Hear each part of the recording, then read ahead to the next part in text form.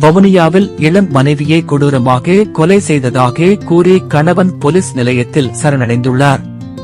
32 வயதான சுவர்ணலதா என்ற தனது மனைவியை கொலை செய்த நிலையில் அவரின் தலையுடன் போலீசில் சரணடைந்துள்ளார். புளியங்குளம் நொச்சிக்குளம் அனந்தர் புளியங்குளம் பகுதியைச் சேர்ந்த ஆரம்ப பிரிவு பாடசாலை ஆசிரியை ஒருவரே இவ்வாறு கொலை செய்யப்பட்டுள்ளார்.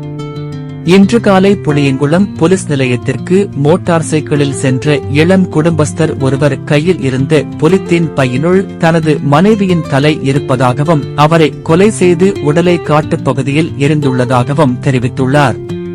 அதிர்ச்சியடைந்த போலீசார் குறித்த நபரை உடனடியாக கைது செய்தனர். அவரிடம் மேற்கொள்ளப்பட்ட விசாரணையின் அடிப்படையில் உயிரிழந்த பெண்ணின் உடல் சின்னப்பூவரசங்குளத்திற்கு அருகில் அமைந்துள்ள காட்டுப் பகுதியில் இருந்து மீட்கப்பட்டுள்ளது. கணவன் மனைவி இருவருக்கும் இடையில் நீண்ட காலமாக குடும்ப தகராறு இருந்துள்ளதாக தெரிவிக்கப்படுகின்றது. இந்த நிலையில் இன்று காலை நொச்சிக்குளம் பகுதியில் இருந்து கணவனும் மனைவியும் ஒரு மோட்டார் சைக்கிளில் புளியங்குளம் நோக்கி சென்றுள்ளனர். இதன்போது சின்னப்பூவரசங்குளத்திற்கு அண்மித்த காட்டுப் பகுதியில் குறித்த கொலை சம்பவம் இடம்பெற்றுள்ளதாக தெரிவிக்கப்படுகின்றது. சம்பவத்தில் யாழ்ப்பாணத்தை சேர்ந்த கோ சுகர்தரன் என்ற குடும்பஸ்தரை கொலையை செய்ததாக தெரிவித்து போலீஸ் நிலையத்தில் சரணடைந்துள்ளார். சம்பவம் தொடர்பாக புளியங்குளம் போலீசார் விசாரணைகளை முன்னெடுத்துள்ளனர்.